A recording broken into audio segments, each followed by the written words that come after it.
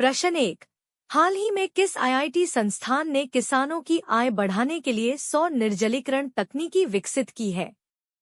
ए IIT Madras, B IIT Bombay, C IIT Hyderabad, D IIT Kanpur, D IIT Kanpur. प्रश्न 2। हाल ही में Ukraine के राष्ट्रपति ने किस देश के लिए एक सशस्त्र सेना के गठन का आह्वान किया है? A Europe, B Brazil, C Argentina, D Indonesia, A Europe. प्रश्न 3। हाल ही में काशी तमिल संगमम के तीसरे संस्करण का उद्घाटन कहाँ हुआ है?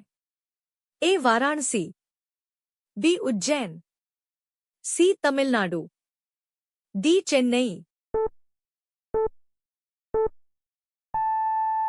ए वाराणसी। प्रश्न 4। हाल ही में किस तारीख को विश्व रेडियो दिवस मनाया गया है? ए 11 फरवरी, बी 12 फरवरी, सी 13 फरवरी, डी 14 फरवरी, सी 13 फरवरी। प्रश्न 5। हाल ही में किस राज्य सरकार ने नए वन्यजीव संरक्षण नियम लागू किए हैं जो नील गाय को मारने की अनुमति देते हैं? ए पंजाब, बी हरियाणा, सी बिहार, डी मध्य प्रदेश, बी हरियाणा। प्रश्न 6।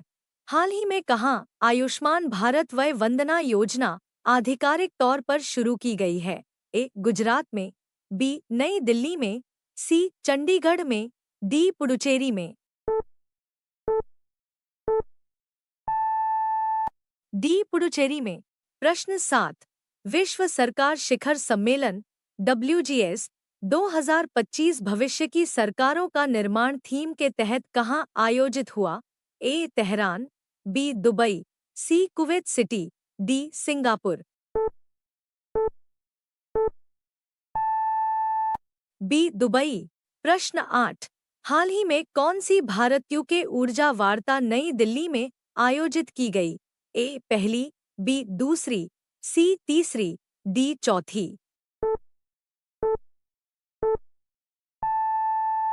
डी चौथी। प्रश्न 9। हाल ही में राष्ट्रपति द्रौपदी मुर्मू ने कहाँ आदि महोत्सव 2025 का उद्घाटन किया है? ए बेंगलुरु, बी नई दिल्ली, सी मुंबई, डी हैदराबाद, बी नई दिल्ली। प्रश्न 10। हाल ही में किसे भारत का नया मुख्य चुनाव आयुक्त CEC नियुक्त किया गया है? ए राजीव कुमार, बी ज्ञानेश कुमार, सी सुशील चंद्रा, डी ओम प्रकाश रावत, बी ज्ञानेश कुमार। प्रश्न 11। हाल ही में लॉन्च नक्शा प्रोग्राम किसके सर्वेक्षण के लिए 1 वर्षीय पायलट कार्यक्रम है?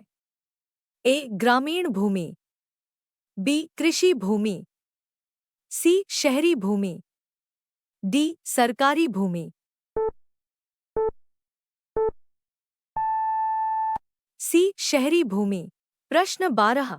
किस देश ने रॉकेट मोटर्स के लिए दुनिया का सबसे बड़ा 10 टन का प्रणोदक मिक्सर विकसित किया है? ए अमेरिका, बी चीन, सी भारत, डी फ्रांस, सी भारत। प्रश्न 13। कौन सा देश जुलाई 2025 में अगले ब्रिक्स शिखर सम्मेलन की मेजबानी करेगा? A Bharat, B Brazil, C Argentina, D दक्षिण अफ्रीका, बी ब्राजील। प्रश्न 14। हाल ही में विदेश मंत्री एस जयशंकर ने किस देश में आयोजित 8वें हिंद महासागर सम्मेलन में भाग लिया? ए सऊदी अरब, बी कुवैत, सी ओमान, डी ईरान, सी ओमान।